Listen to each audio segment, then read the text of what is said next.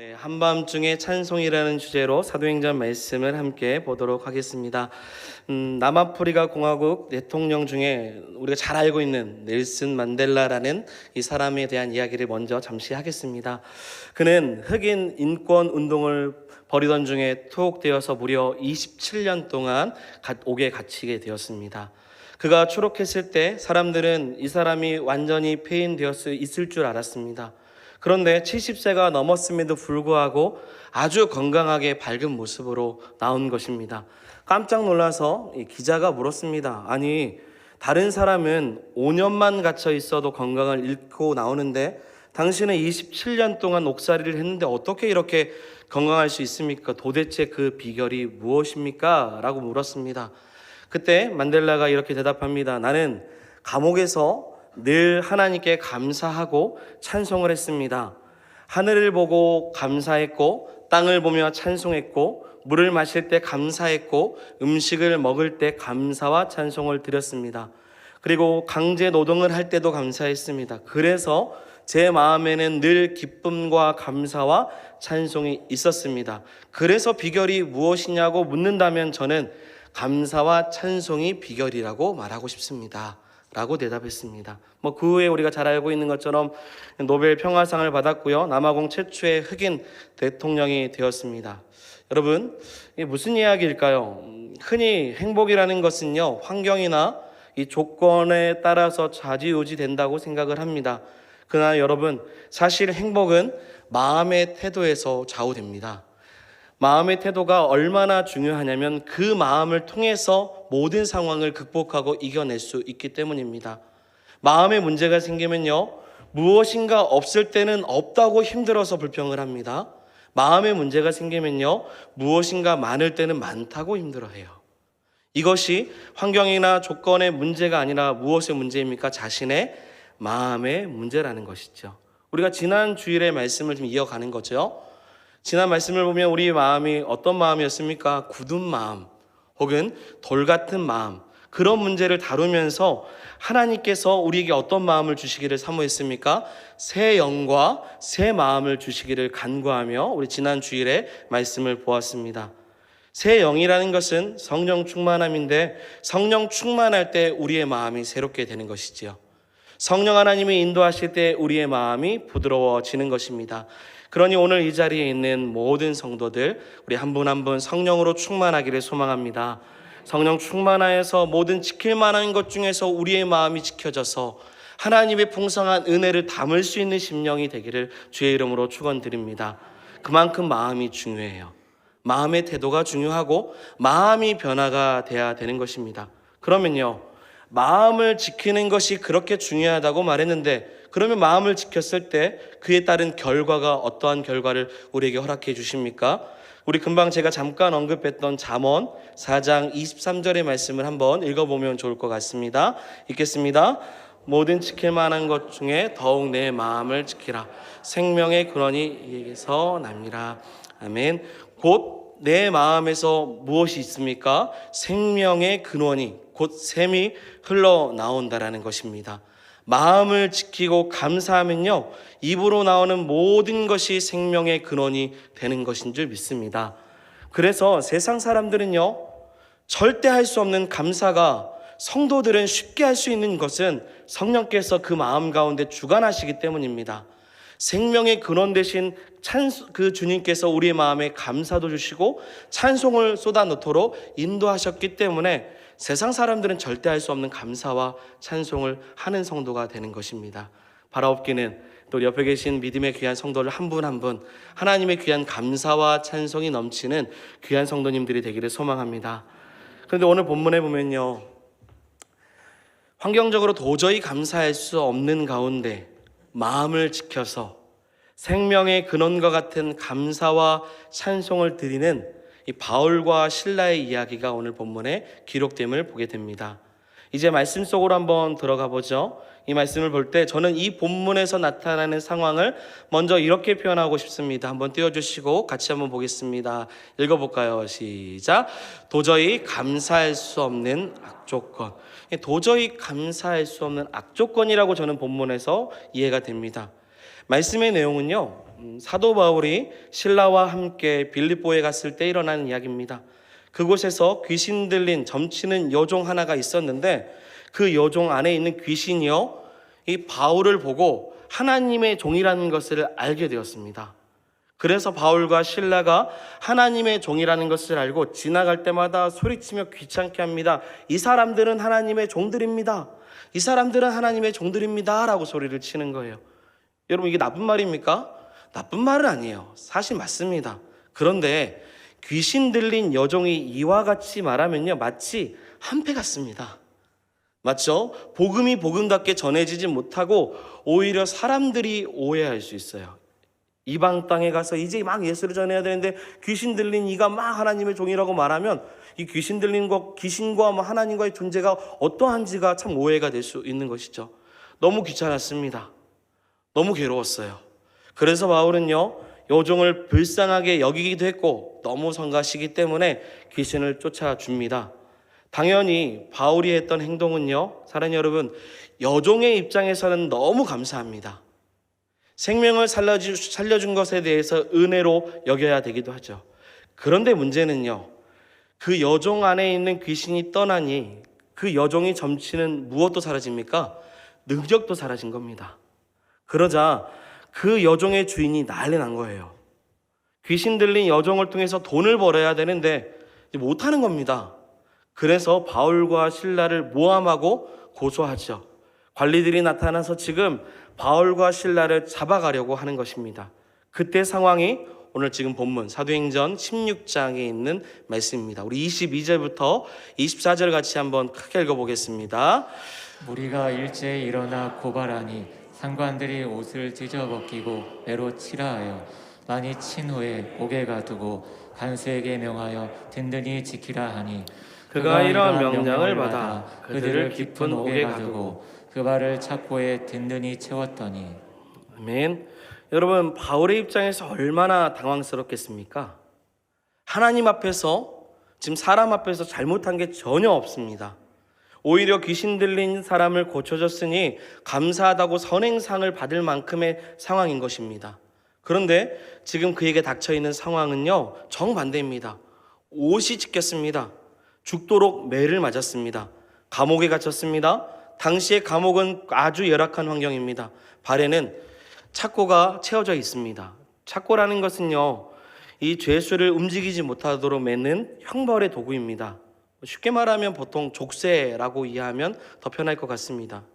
그는 이제 움직일 수도 없습니다. 매를 맞아서 상처는 더욱 심해졌고 욱신욱신 거리기 시작하죠.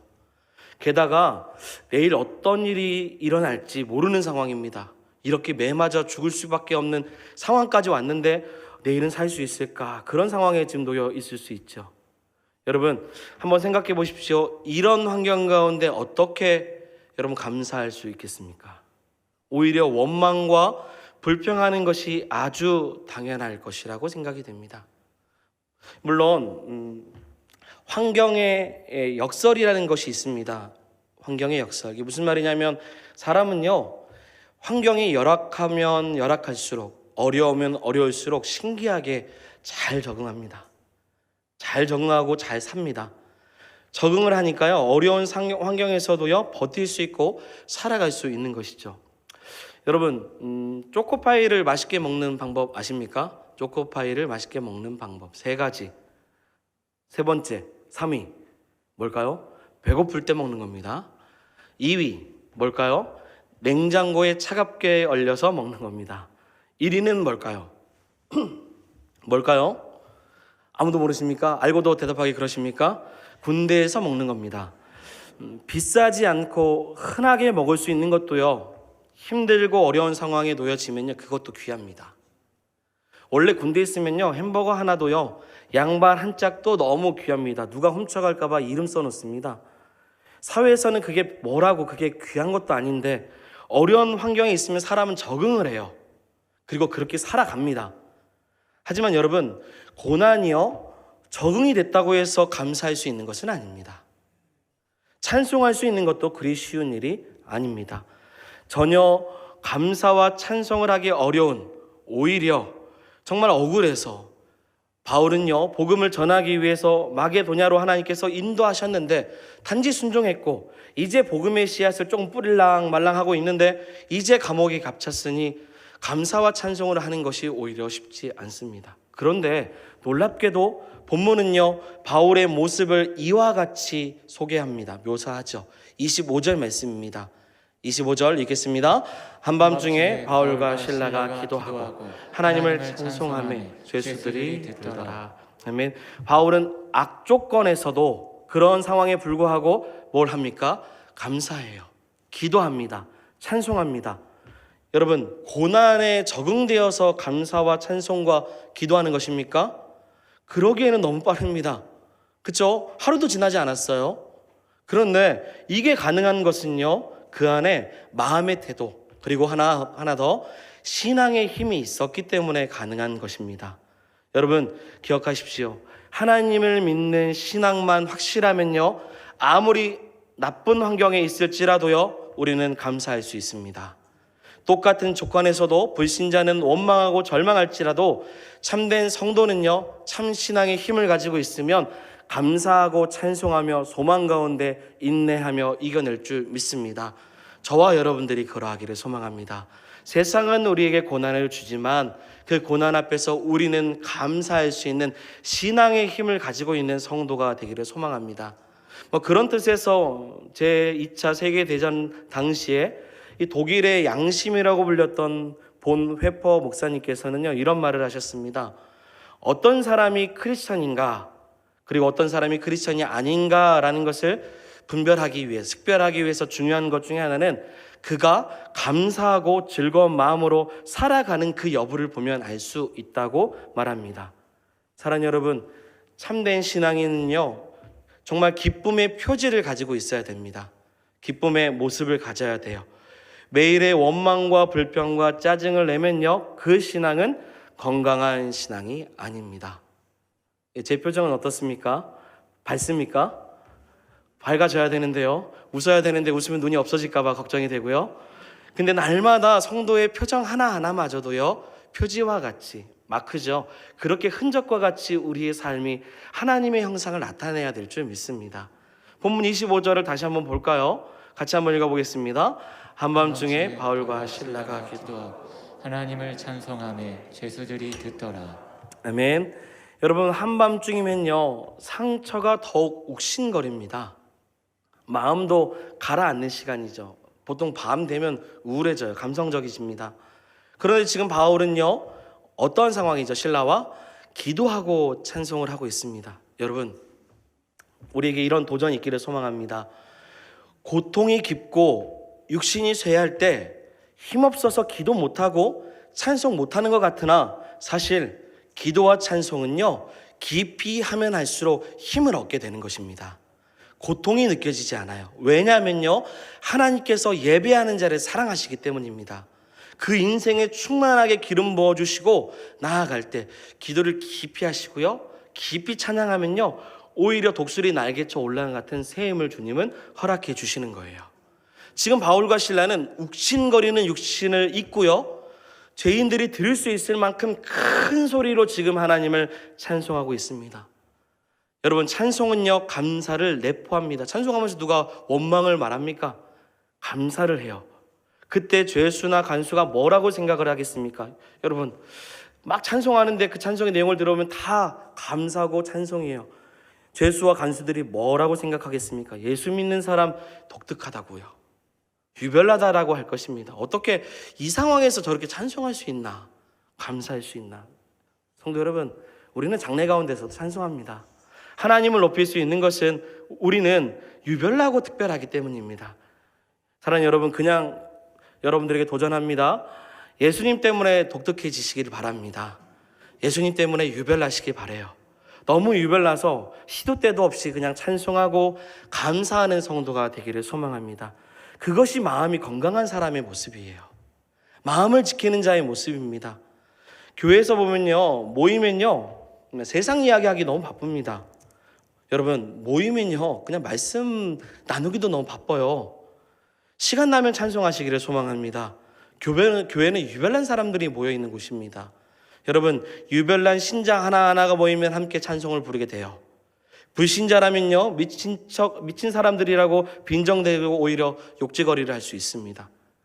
이와 같이 감사와 찬송이 우리의 신앙이 되기를 소망합니다. 그래서 감사할 수 없을 때, 원망하고 불평할 수밖에 없을 때, 불안에 떨 수밖에 없을 때, 정말 비관하고 자살할 수밖에 없을 때, 그럼에도 불구하고 감사할 수 있게 만드는 것이 믿음이고 신앙의 힘입니다. 바울과 실라가 감옥에서 뭐라고 감사했을까요? 뭐라고 찬송했을까요? 막 상상해봤습니다. 하나님, 매를 맞았지만 죽지 않아서 감사합니다. 하나님, 귀신 들린 여종의 안에 있는 귀신을 쫓아낼 수 있어서 감사합니다. 하나님, 도와주시면 얼마든지 추록할 수 있을 것 같아서 저는 감사합니다. 감옥에서 기도하고 찬송에 있어서 감사합니다. 설령 죽어도 천국에 갈 수 있으니까 감사합니다. 죽으면요, 순교자의 영광을 얻을 수 있으니 그 또한도 감사합니다. 여러분, 이렇게 기도하지 않았을까라고 저는 그냥 상상을 해봤습니다. 그렇습니다. 사랑하는 여러분, 감사는요, 신앙으로 하는 겁니다. 감사는 믿음으로 하는 것입니다. 흔히 감사는 환경 조건에 따라서 편하면 하는 것으로 생각하나, 하지만 그것은 착각입니다. 환경 조건이 좋아도 투정하고 불평 부리는 사람이 수두룩합니다. 그러나 참된 신앙이 있으면요, 어떤 환경 가운데 있어도 충분히 그 상황 가운데 감사할 줄 믿습니다. 이런 모습이 하나님이 기뻐하시는 모습이에요. 제가 올해 부임하고 나서 가장 불평을 하고 오랫동안 불평한 한 가지를 오늘 양해를 구하고 여러분들에게 말씀을 드릴게요. 제가 송진원교회 와서 가장 많이 강조한 것은요, 예배입니다. 그리고 예배 참석의 권고이죠. 제 마음에 이런 마음이 있어요. 주일에 더 오실 수 있는데, 물론 처음 부임 때보다는 더 오십니다. 그럼에도 새벽에 더 오실 수 있는데, 수요일과 금요일 더 오실 수 있는데 안 오시니까요, 제가 여기서 안 오신다라는 것은 건강상, 거리상 못 오는 분들은 다 제외입니다. 그런 형편이 있는 제 성도를 제외하고 충분히 예전에 새벽을 오셨는데, 이분이 제가 없었으면 몰라요. 또 압니다. 수요일 금요일 때도 있었는데 안 오시니까 제 혼자 지금 9월달이죠. 9개월 동안 스트레스를 받고 있는 겁니다. 왜 안 오시지? 그럼 온라인이라도 잘 드리시나? 온라인도 안 들어오십니다. 온라인 할 줄 모르시기도 하고죠. 특히 새벽을 깨워서 예배를 드리는 성도의 수가 온라인 보니까 또 소수이기도 해요. 처음엔 너무 불편했어요. 제 마음에. 오랫동안요. 한국교회에서 새벽 기도회가 여러분 11조라고 말합니다. 이게 무슨 말인 줄 아십니까? 좋은 뜻이 아니에요. 그냥 10분의 1만 나온다는 거예요. 우리 교회도 다르지 않을 것 같은 생각이 들었던 거예요. 제 마음에. 그래서 불편했습니다. 그런데 이 마음이 제가 최근에 깨졌어요. 두 번의 계기가 있었습니다. 두 번째 계기만 설명을 하면요, 태풍이 지난주 왔어요. 지난주 오면서 아내와 이 전날 밤, 태풍이 오긴 전날 밤에 이야기를 했어요. 내일 태풍인데 특히 새벽에 그렇게 쏟아내는 누가 오실라나. 나는 설교하고 당신 뒤에서 불을 켜고 누가 오실라나. 그런데요, 오실 분들은 다 오시더라고요. 그게 오셨다 대단하다 이걸 얘기하는 게 아니라 그때 제 마음에 변화가 생겼어요. 어떤 변화냐면요, 저는 왜 오늘 누가 안 오실까라는 생각했는데요, 그날 오시는 분을 보면서 오늘 누가 오셨네라는 마음이 생기기 시작해요. 그러면서 한 분 한 분 오시는 것에 감사가 생기기 시작하더라고요. 똑같이 20명이 밖에 안 오셨네가 아니라 20명이나 오늘도 이렇게 육신이 너무나도 힘듦에도 불구하고 깨어서 오셨네. 이 감사의 마음의 변화가 생기는 것입니다.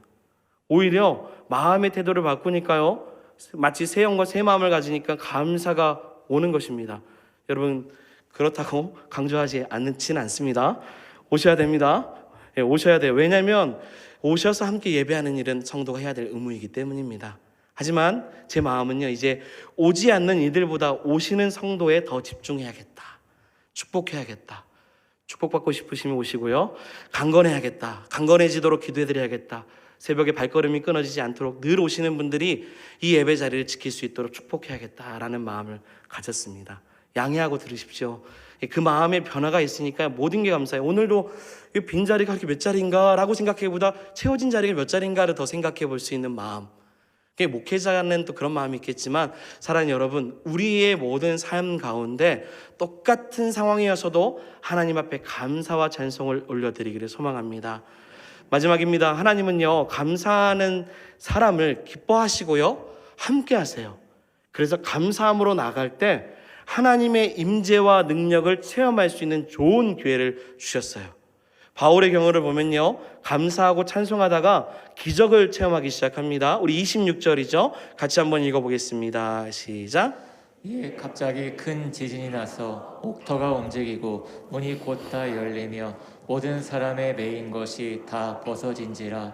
아멘. 여러분, 26절에 이에라는 표현이 나오죠. 이 말은요, 바울과 실라가 감사로 찬송으로 하나님 앞에 나아갔더니 이에 하나님이 응답하심을 보여주고 있는 표현입니다.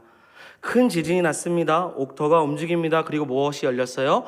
문이 열렸습니다. 그들을 억압했던 족쇄와 같은 게 다 풀렸어요. 그런데 이것보다 더 크고 놀라운 일이 생겼습니다. 그것은요, 간수가 졸다가 깬 겁니다. 깜짝 놀라면서 깼어요. 간수는요, 죄수들이 도망간 줄을 다 알았습니다. 다 도망갔구나, 그렇게 착각을 해요. 망연자실해서 이렇게 하면 안 되겠다 싶어서 자살하려고 했어요. 왜냐면요, 당시에 로마에서 죄수를 놓치면요, 간수가 책임을 졌습니다. 심하면요, 자신은 물론이고 가족들까지 위험해진 것입니다. 그러니 차라리 죄수들이 도망가면서 자신을 찔러 죽였겠지라고 생각할 수 있도록 자기의 목숨을 버려야겠다고 생각한 겁니다. 그럼 그렇게 되면 가족이라도 구원할 수 있으니까요. 이 모습을 보고 바울은 제지합니다. 우리가 도망가지 않을 테니 자살하지 마십시오 라는 거예요. 그러니까 간수는 더 놀랐습니다. 아니, 세상에 이런 사람이 어딨냐라고 싶을 정도로 놀란 거죠. 아까는 감옥에 갇혀 있을 때 미친 사람들처럼 노래를 부르더니 이제 풀려났는데도 도망 안 가는 겁니다. 이거 누가 열어주셨어요?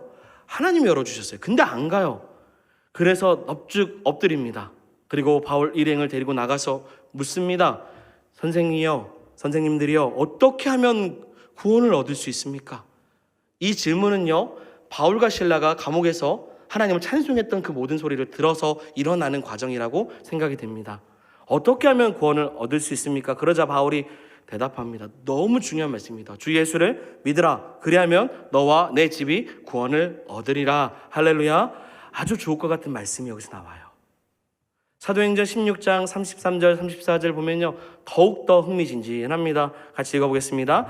그 밤 그 시각에 간수가 그들을 데려다가 그 맞은 자리를 씻어주고 자기와 그 온 가족이 다 세례를 받은 후 그들을 데리고 자기 집에 올라가서 음식을 차려주고 그와 온 집안이 하나님을 믿음으로 크게 기뻐하니라. 아멘. 여러분, 간수의 집안 식구들이 다 예수를 믿고 세례를 받았습니다. 너무 기쁩니다. 이들은요, 나중에 훗날에 루디아 집 식구들과 함께 빌립보 교회를 개척하는 멤버가 됩니다. 그런데 문제는 바울과 실라가 감옥에 여전히 갇혀 있다는 것이죠. 도망가지 않았습니다.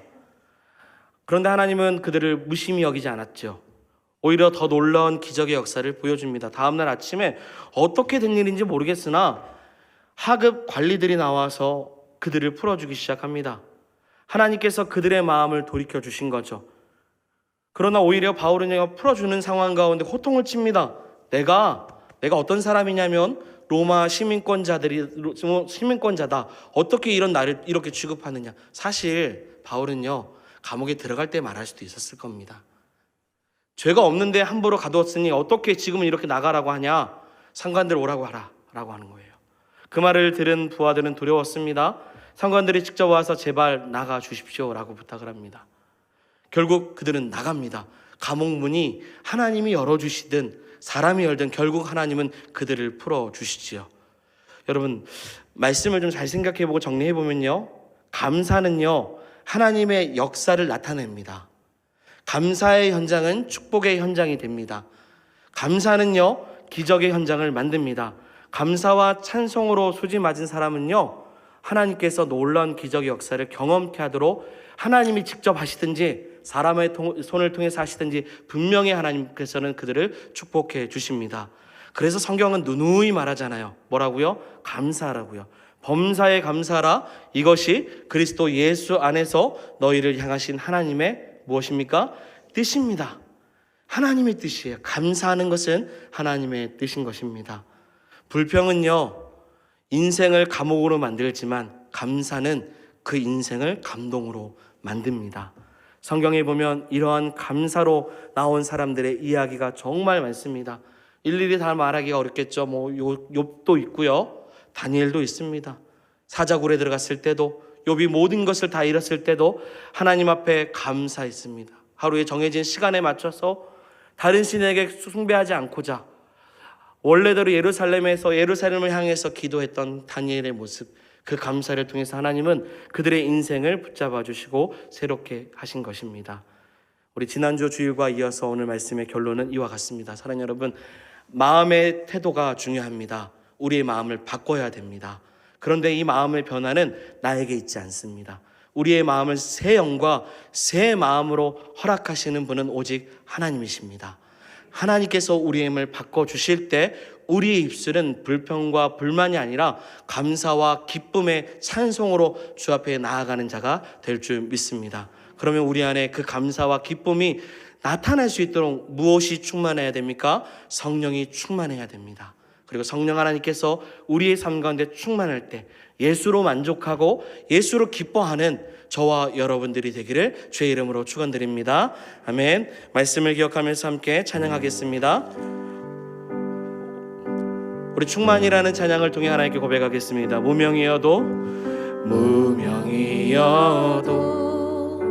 공허하지 않은 것은 예수 안에 난 만족함이라. 가난하여도 부족하지 않은 것은 예수 안에 오직 나는 의요함이라.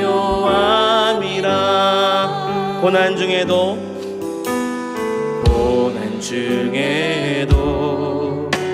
견뎌낼 수 있는 것은 주의 계획 믿기 때문이. 우리가 실패하여도 일어설 수 있는 것은 예수 안에 오직 나는 승리함이라. 우리 다 같이 난 예수로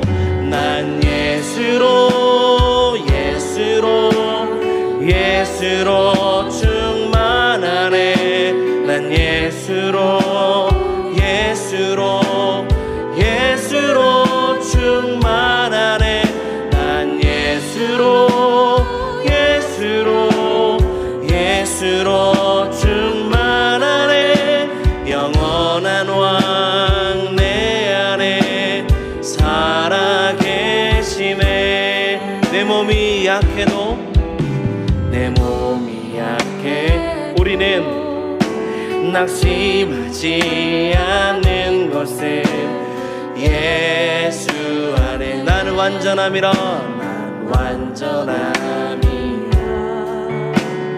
화려한 세상 부럽지 않은 것은 난 예수로 충만한. 우리 다 같이 난 예수로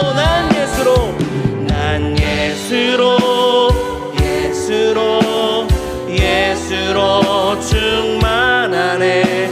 세상 모든 것들로 부럽지 않네. 난 예수로 충만하네. 영원한 왕 내 안에 살아. 우리 안에 충만하게 임하여 주시옵소서. 난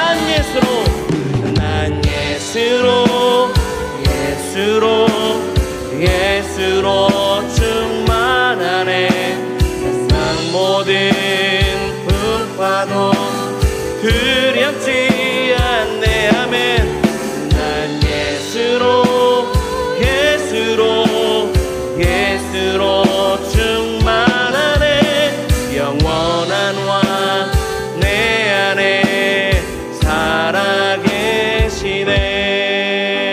난 예수로 난 예수로 예수 예수로 충만 난 예수로 난 예수로 예수로 충만하네 난 예수로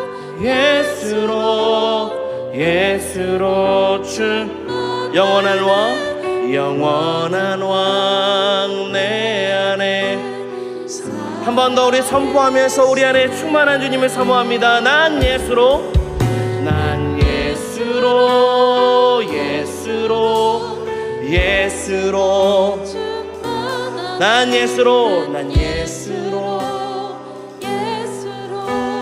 예수로 충만하네 난 예수로